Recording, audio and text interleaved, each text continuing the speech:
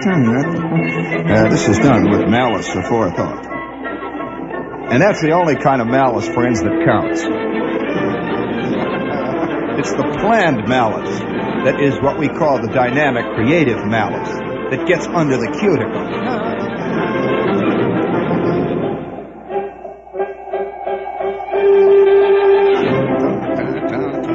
All right, up kazoo now. And now, let's all together blow it out your bazoos.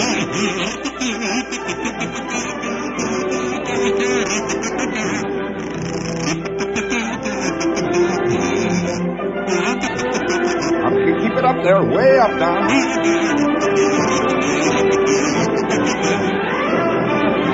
Yes, friends. I think our equipment here is getting out of control.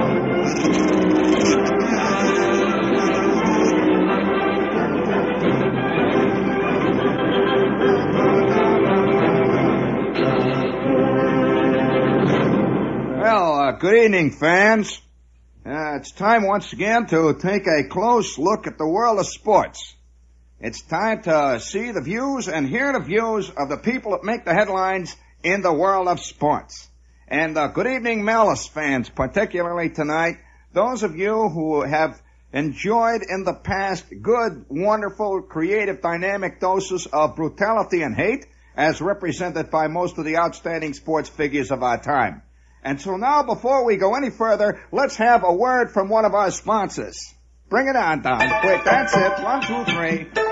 All together now.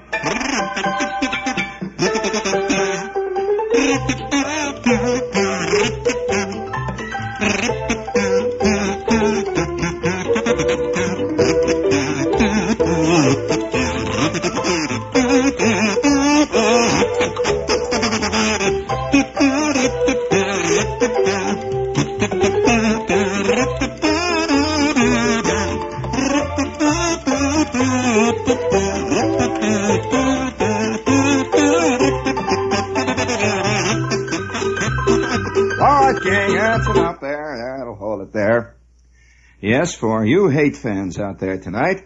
Hey, you know, speaking of hate, as we so often do, of course we always speak of it in terms of love here on this station. We don't believe in bringing the pickle right out there in the open where it can be seen in the sandwich. However, for those of you who are interested in hate, and I'm sure that everybody is, I can hear immediately all those hackles rising out there. Of course, we always refer to hate as something that the other lout does. We, on the other hand, are always cool and considered in our evaluation of other groups, other ideologies, other aspects of living. And in fact, the idea that I come on and say, "You bum!" that's all based on a cool, considered evaluation of the other man's personality and attitudes. It is never hate. I have never known a hater who said he hated at all. No, sirree. Well, now, the thing that immediately hits me here, I was looking through a lot of mail, and I'm just sitting there looking through all kinds of stuff that had come in, and it suddenly occurred to me that I'll just bet large numbers of people have never seen a real hate letter. I just wonder how many people have ever actually seen one. You've heard of them, I'm sure. They're always talked about in newspapers, you know, Don.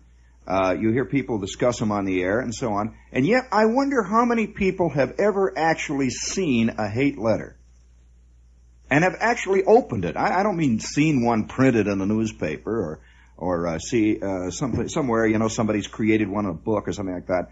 I'm curious how many people out of, say, 1,000 have ever actually opened a hate letter that's directed toward them, or not only directed toward them, what's even more interesting is just directed in general toward another group. It is, I'll tell you, it's one of the most educational things that can ever happen to you.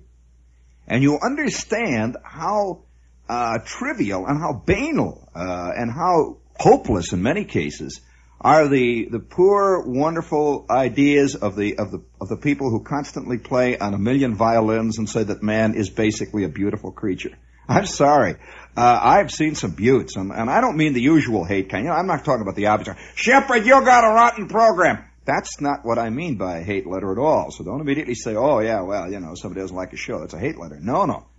I'm talking about the kind that says, Shepherd, you rotten Jew-loving scum. You rotten so-and-so. You blankety blank. You lewd, indecent so-and-so. One day we're going to burn you.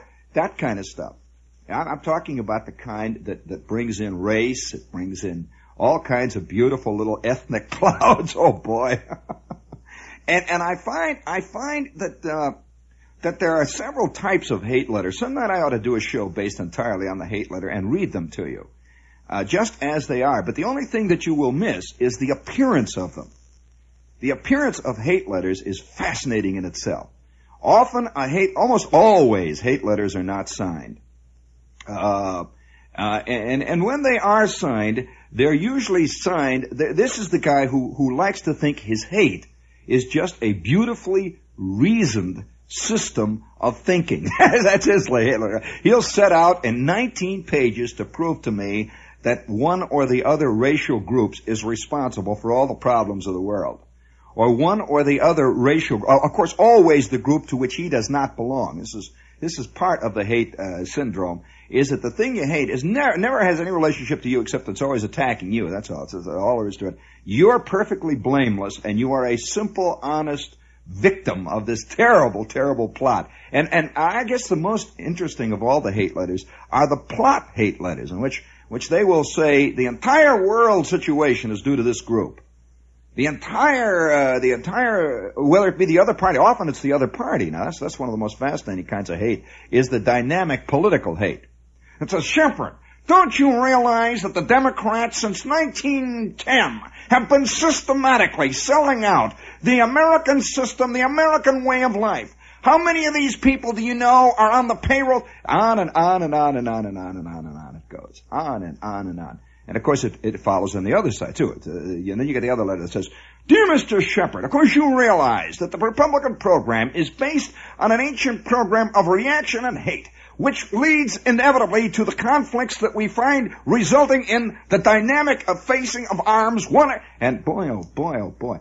And you wonder which way the hate is going to fall next. And, of course, you rarely find the word ever popping up. The word never pops up in any of the letters. I never heard anybody, I hate all niggers. Nobody ever says that. They don't say that. But, oh boy, you should hear the stuff that comes out. Never do you get one that says, I hate all white Anglo-Saxon Protestants. Never. These letters are always well-balanced presentations of a rationalization of a basic hate, which, of course, is irrational, totally irrational. You'll never get the letter that says, I cannot stand all Jews. Never. What it will do is say, anybody who understands anything about history knows that the blank, blank, blanky, blankies are the ones who have caused, I take the situation at Pearl Harbor. It is well known that a blank, blank, blanky, blank was in charge of the telephone system there. And on and on and on it goes. So this is the kind of hate letter you get, and they're beautiful too. The hate letters, I'm talking about real hate letters, are written usually out of a passion that shows even in the calligraphy, that shows in the handwriting. You get these big black pen splotches all over it. Oh, wow. And you know that you're living in a world, and I'm not talking about America. Don't stop that jazz about America has this. Oh, no, this is a world problem. This is a mankind problem. It's not even a problem. It's just the way mankind is. We keep referring to it as a problem, you know. And you know that you're living in you're part of a thing. And don't forget it, you're part of it. You're not separate. Don't sit out there by your radio and say, oh yeah, gee, that's terrible about those people that hate. Gee, I just can't stand them haters. I'll tell you what we ought to do. We ought to get out. We ought to organize all the non-haters together. All the non-haters ought to get together and go out and root out them haters. I say this, that it's hate that's ruining the world. Don't you think so, Charlie? Yeah, we ought to go down there and burn down every hater's house. Well, I'm sorry. You got to understand what man is, and if you do, you can't help but laugh. You don't laugh at his hate. You laugh at his efforts to eradicate it, which in a way is one of the saddest things. Now, I'm not about to. Oh, another thing too Is it, that you're always suspect if you don't hate, if you're not obvious, and I'm not saying that anyone is capable of not hating, but I'm saying that if you are not able to literally dynamically hate in one form or another, everybody will be bugged at you.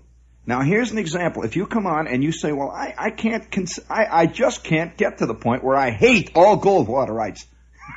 Well, then everybody who does suspects you of being an inadequate person.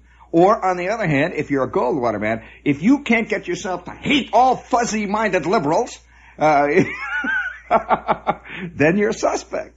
In short, you are judged in this world by the, I suppose you can call it, by the octane of your hate. Now, it is always assumed that of course, if you're you don't want to admit you're hating, naturally. You don't want to say that at all. But, let's say by the passion of your opinion.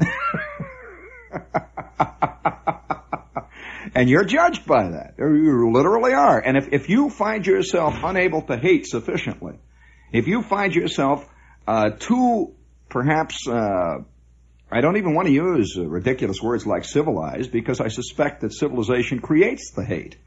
If you find yourself too primitive, let's put it on that basis, to really get as impassioned as you should about one or the other groups, you'll find yourself continually in trouble.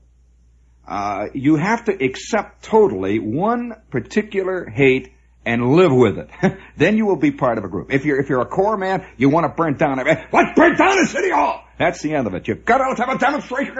You absolutely, without any reasoning. And if you don't do this, you're called soft. You're called a fair weather liberal, or you're called any one of 1,000 things, all of which says, you just don't hate enough, Mac. You just don't hate enough, Charlie. That's what they're really saying. Now, on the other hand, if you are if you're a segregationist and you find yourself suddenly saying, well, they've got something to offer. I'll tell you, I was reading the other day a piece of business that somebody in one of these organizations wrote, and I'm telling you, they got a lot of truth to it. What do you mean truth? What kind of talk is that? Get out of here! Get out of here! What you get me one of them northern liberals again?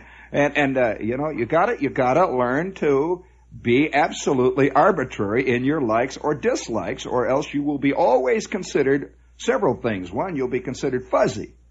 That's called fuzzy. What is the opposite of fuzzy? Well, friends, the opposite of fuzzy is sharp and defined.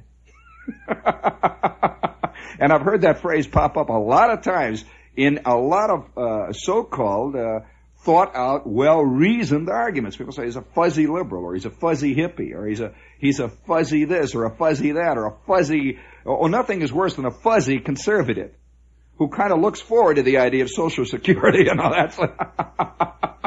Fuzzy conservative. That means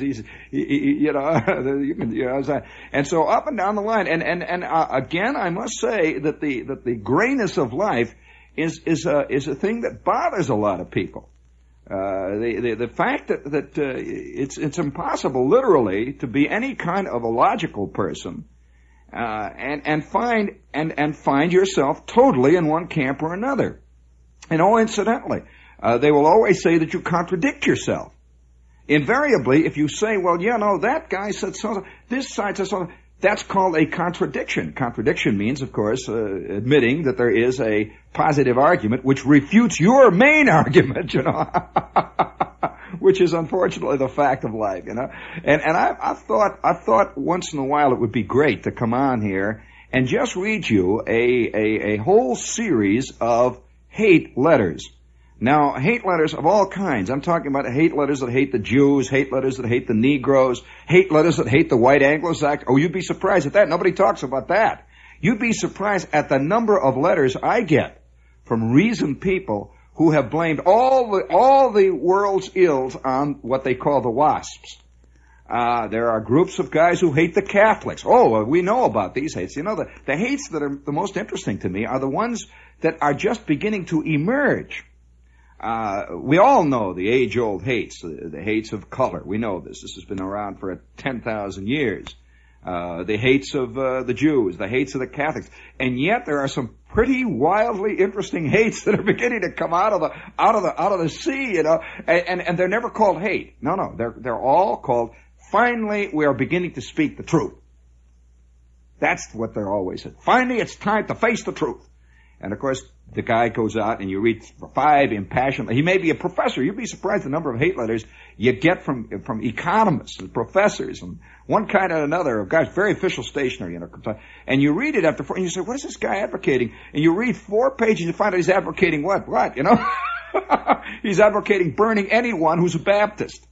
He is. You know, down at the end of the line, he says, "Well, the conclusions are obvious, and I suspect that eventually the truth will out. Signed, Professor J.L.D. Watanabe, DDS, LDD, blah, blah, blah, blah, in hoc ridiculous conc," and that makes it official. Boom, boom, boom. It's not hate he's dealing with, it's truth. Wow. Lovely, lovely world. Speaking of truth, friends, this is WOR AM and FM New Yorkie. Your John B. gambling station, or is it the John A. gambling station? And we'll be here until the hate finally, you know. Oh, I am not. Oh, no. Oh, by the way, this is the worst thing you can ever do, is to not exclude yourself. I am raising my hand right here, and I am saying I am not excluding myself from the human race, which means that I am just as capable of hating as anyone else. I don't recognize my hates any more than you recognize yours, and because I've raised my hand here and said this, automatically that will refute all the things I've said before. Oh yes, the man that is listened to is the man that is always pure in spirit and pure in heart. Self-proclaimed, of course. He is a self-proclaimed Godhead of one kind or another. A bastion of beauty and truth. A bastion of logicality. A total, almost a distilled vessel of human reason. You must always present yourself as that. Never open your book and saying, "Look, I'm just as ridiculous as the next guy, but here's the way I see hate. I hate blah, blah, blah." Oh no, you're dead. You have to stand up on top of some kind of a plateau and look down upon the masses and say, "Oh, those poor, suffering, squirming victims in the hell pot of civilization and life, if they could only see their folly, if they could only understand how beautiful life could be, if all of them could be like me, beautiful and clean, who is not capable of hate, not capable of ill-conceived passions. I who love all of mankind. If only they could be like me, love all of mankind."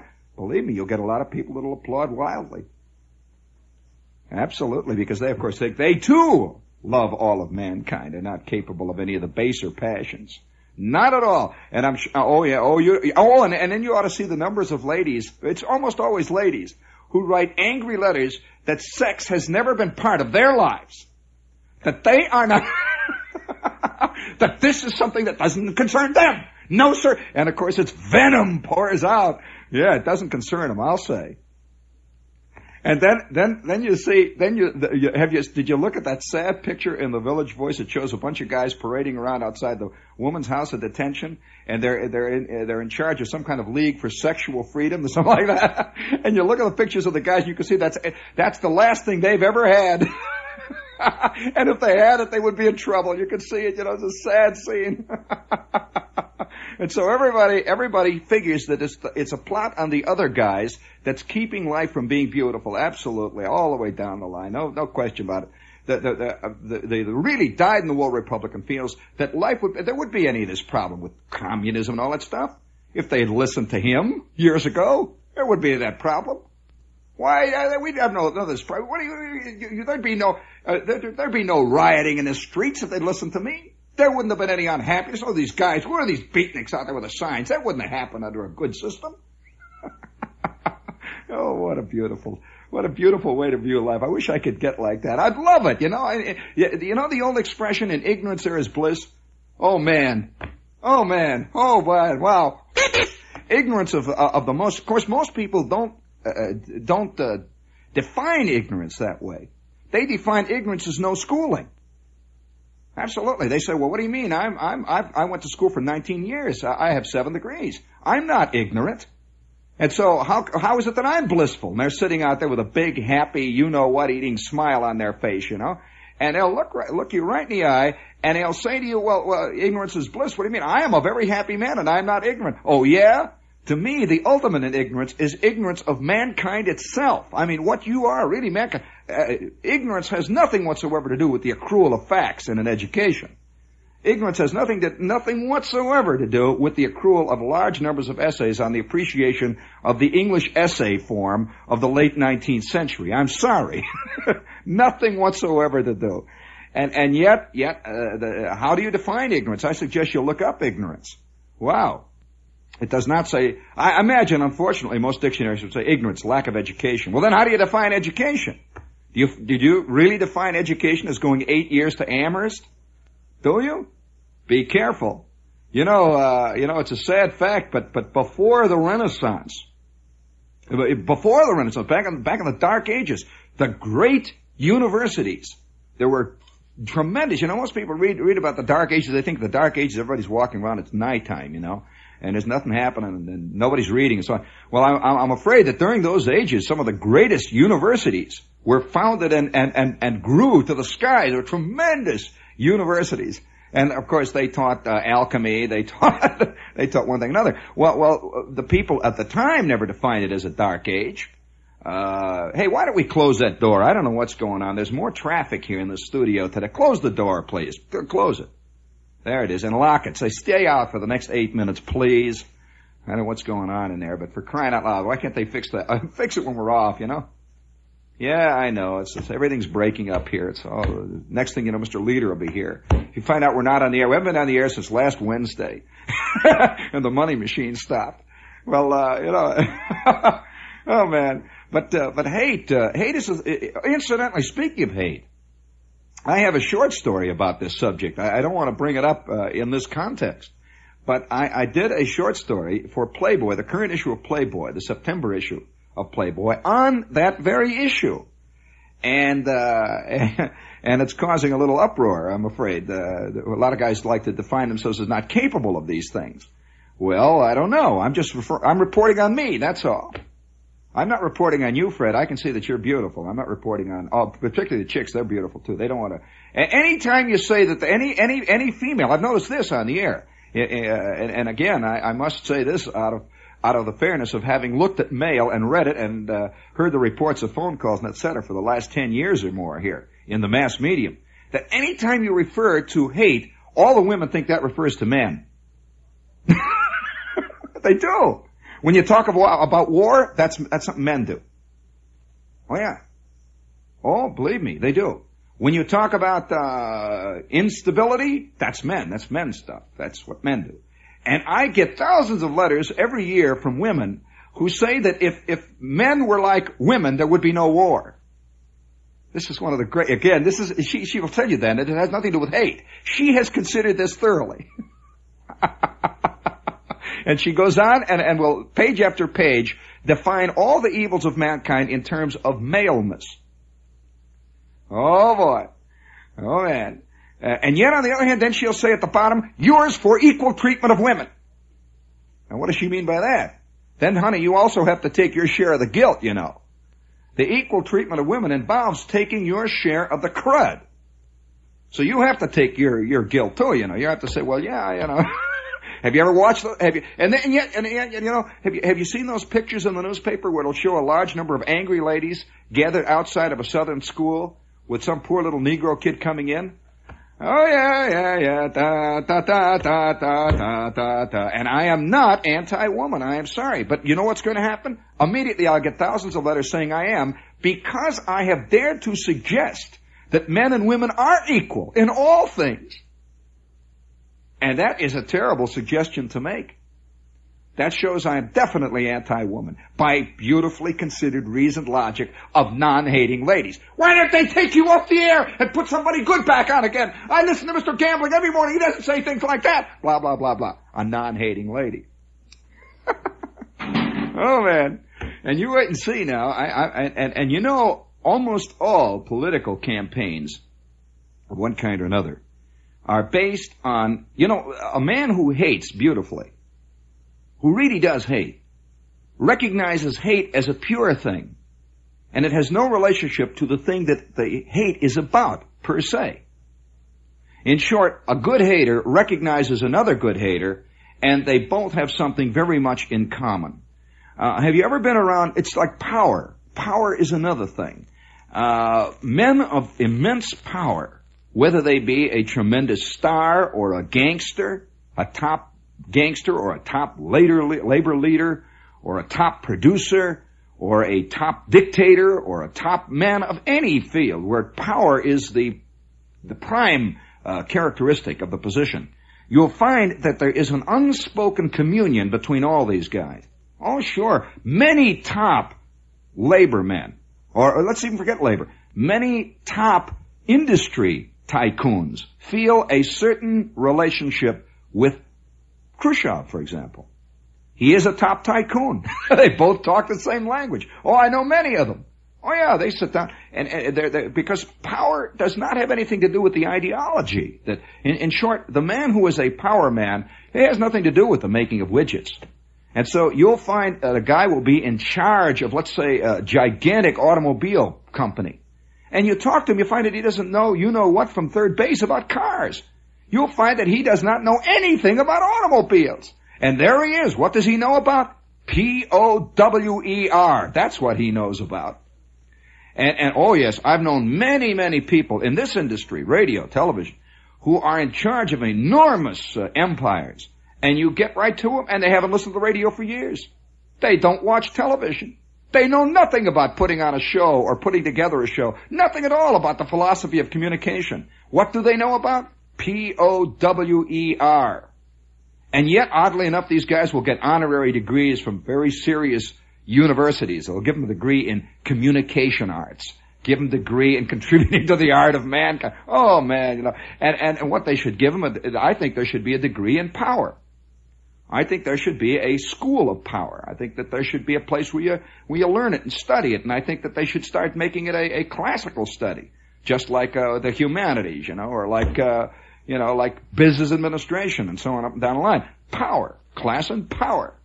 And it is literally a distillate. It's a distillate. It has nothing whatsoever to do with the thing that the man is powerful about. This confuses a lot of people when they see a dictator.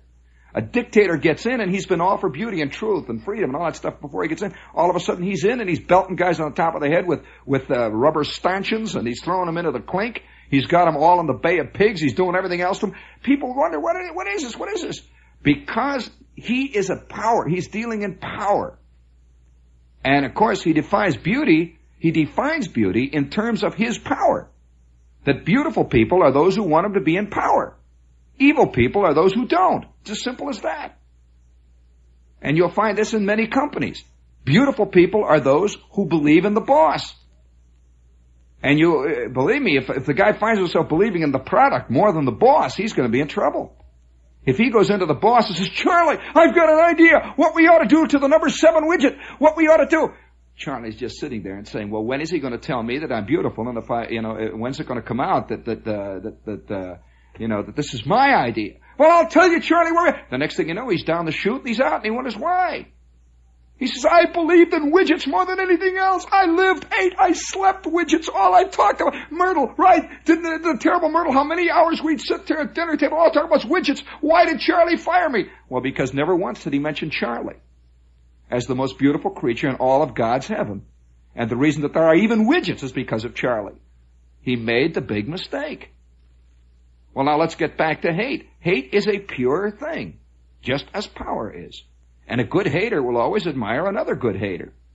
In fact, I remember a year or so ago, I was doing a television show in another city based on literally interviewing the haters of the world, talking to them, conversation with them. And I found in after-show conversation and before-show conversation, casual comments, listening very carefully, that, say, for example, a man who was a great, fantastic, quote, fighter for civil rights, admired Faubus. Yeah.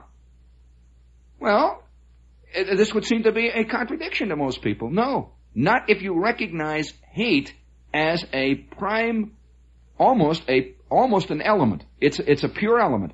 It's like gold. It's like silver. It's an element. It's only later when it becomes an alloy or becomes a compound that it confuses people. And then it becomes coated over with other things until finally you don't recognize it as an element that can be distilled out of a compound purely. In other words, you can take that compound and you can make it into pure gold again, you know, and there it is. It's laying there. It looks like all other gold.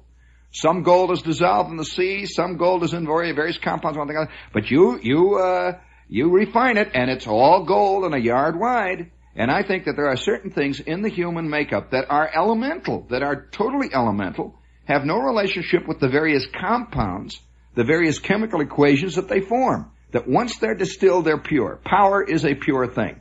It can be related to gold or hate, just as silver is related to gold. It's related because it's made of molecules, you know, and it's got various things in common. But nevertheless, they're pure and they exist there by themselves. And here's an example now. Here, look at this one. Here's a letter to a newspaper locally. Now, this is a guy who says, please print in your column. It's one of these questions and answer columns. It says, please print in your column at the addresses where I can write for information about these organizations because I want to join them. The Congress of Racial Equality and the John Birch Society. Well, all right. To the answerer, it says, gee, it's very difficult to imagine one person wanting to join both of these. Now I'm going to get 8 million letters from guys who are in CORE say, what do you mean? I don't hate. It's tango to stamp out those ridiculous. And so I'm sorry, you know. There it is. And it's right there in black and white. Now this guy was very, because I know believe me, I know a guy who is a member of probably one of the most far right-wing political groups in this country. And at the same time, he's a great James Baldwin fan. Right? I'm not inventing these things. And people keep writing me and they say, well, what is, you know, it confuses them because they don't recognize, and I'm not saying that old Shep here, believe me, is a pundit, a seer, or a great distiller of truth. I'm merely saying these are things I have observed. Now, if I had written them in a big solid book with a red cover, and had a gold embossed inscription by Bertrand Russell in the beginning, and had a follow up by somebody like Huxley, then you'd say, well, now that's a very, very considered argument. You see, but I'm on the radio and I don't. So I'm trying to point out, though, that I do believe that many of the things which confuse us greatly are because, and the things themselves, are things which are pure and are in us. As I think that man walking around, me, all of us walking around, are like a compound, a chemical compound, that are all the same. In other words, salt is the same. So, you take the chemical makeup of salt, plain ordinary table salt, is the same. It is, basically. No matter where you get salt, you can eat salt in Lebanon, you can eat salt in China, you eat salt in Paris, you eat salt in Rikers out on Long Island. It's all salt. However, there are different things that are part of salt. Some salt contains various, they call it impurities, but they're not really impurities, you see. There are various other compounds that are part of the makeup of different types of salt found in different parts of the world. And so you'll take two salt shakers, and they both are salty, they both taste salty, they're both made of the same thing, and yet they will contain various trace elements opposite to one another. I'm saying this is mankind. That a man in Bangkok is the same as a man in Roslyn City, or he's the same as a guy out in East Hampton. Yeah, he's got that same basic makeup, like salt. And yet there are various other things that are in him. There is no such thing as totally chemically pure salt, without any trace elements of any kind anywhere. This is an extremely rare thing. Just like it's extremely rare to find a man who is reduced to his basic components. It's hard to detect then what his basic components are, because he's covered up. He's all clear. It's like trying to distill gold out of seawater. It's hard to relate that gold, you know, to somebody's ring. Doesn't look like a ring, but it's there, and it's gold, and it's just as much gold as that gold you see on a ring somewhere that says 14 karat gold. There it is. But yet you can't recognize it if you stand out there and take a handful of it out of the water. Even if you see it being panned. Have you ever seen gold that's been freshly panned? Well, it doesn't look like that ring in any sense of the word. I'm sorry, it just does not. Have you ever seen new diamonds? Well, they don't look like that either, you know. They don't look like that thing that you see in Tiffany's window. And so the distillate, you see, is hard to approach.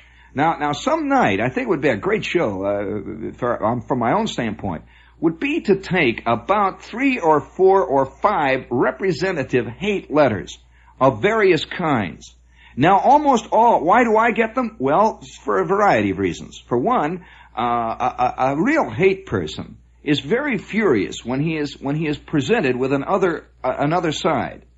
He is presented with the idea that what he hates may well just be an irrational hate. He's very definite that it very upsets them.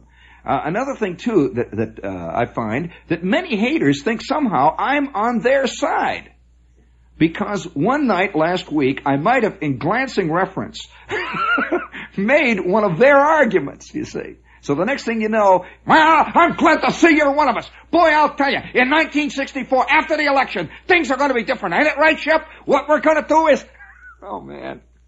And then 3 days later, he's confused because I don't seem to go along with the line, the party line.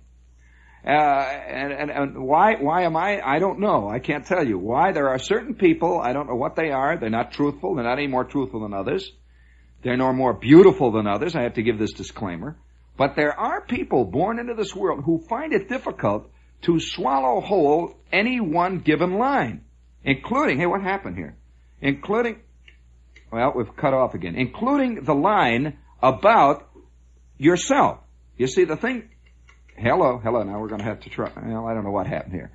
You have to... One of the lines that most people will accept, without question, is the line that they are superior to other people. Now, if you accept that line, you're ready then to accept 1,000 other lines. One, of course, the most obvious, is the line that says, yes, that's true. You are more beautiful than other people. This is the first, and you'll find this running through all kinds of political philosophies. It is a reaffirmation of your basic superiority, which you, of course, don't ever question. There, now it's back again, which you never question. How do you learn to accept this? I don't know. I really don't know how to accept it. Most people will refer to some kind, of course, many religions do this too. Most people, in the end, will refer to a religious concept, or a religious basis, to say, well, you see, I believe in this religion, hence this religion says this and that, and it must be so. So then, obviously, since I believe in this religion, I'm a superior person, because this is a superior religion, and this superior religion says that there are, blah, blah, blah, and it goes on and on and on. People will find a million ways to find somehow, magically, that whatever it is they believe in is superior. To find out magically, and this is the most important thing, magically, somehow, by an amazing set of circumstances, their beliefs, their attitudes, have come about because they personally are superior people.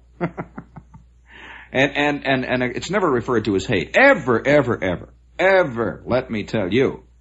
And you see this sad tendency on, sad? No, it's the way we are, you know. I don't think it's sad that lions are carnivores. I'm sorry, that's the way lions are. I don't think we should be weeping about that. In fact, I've actually heard serious people being interviewed on this station who want to make different animals, vegetarian. I heard one lady proclaim proudly that her cat does not touch meat and eats only carrots. Poor cat. Oh yes, indeed. That we have now transmuted lead into gold. And this is the only cat in the neighborhood that eats only carrots. Of course, its eyes are turning yellow, and its fingernails are falling out. And it has a bad liver, but it eats nothing but carrots. So you run into this here. Do you have that serious music that he just brought in? Put it up there. You should have that up there. Get it up there. That serious opening there. You got it all set there? I'll wait here for a second.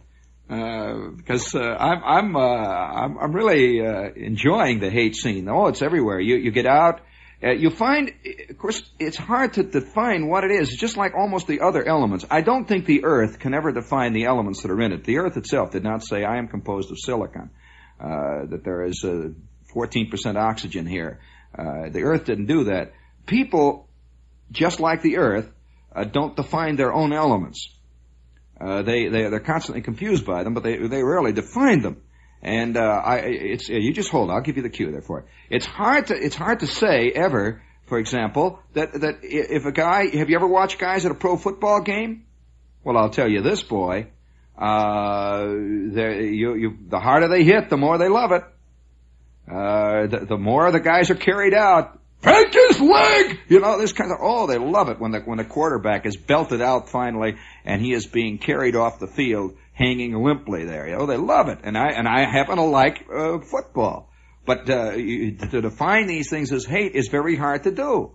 To define these things as a kind of hate is very difficult. Now here, bring us bring it up. And now, once again, mankind approaches the reality of his time and life, realizes the beauty that lies within him.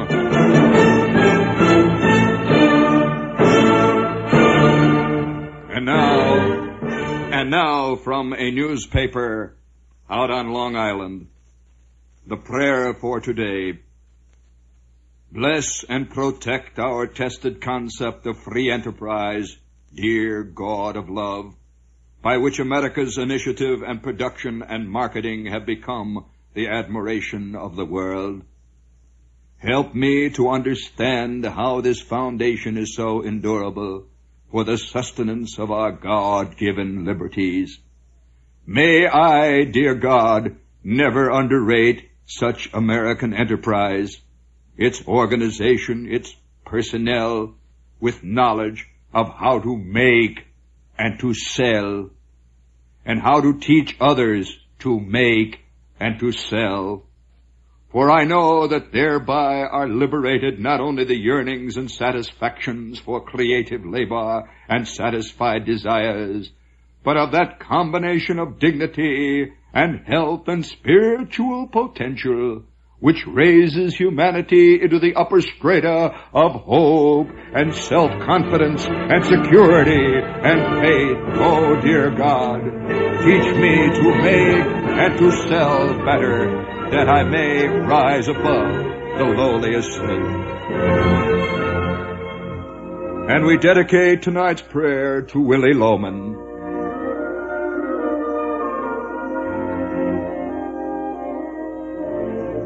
Now, it's very hard to define that as a kind of hate.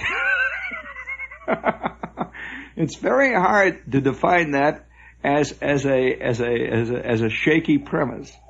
And yet, there it is, stretched all out, laying there like a great red, white, and blue banner over all that is good and true, all that is real and all that is honest, those things which I believe in, and those things which are part of my life.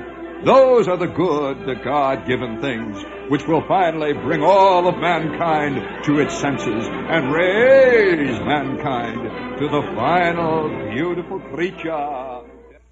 This is WOR Radio, your station for news.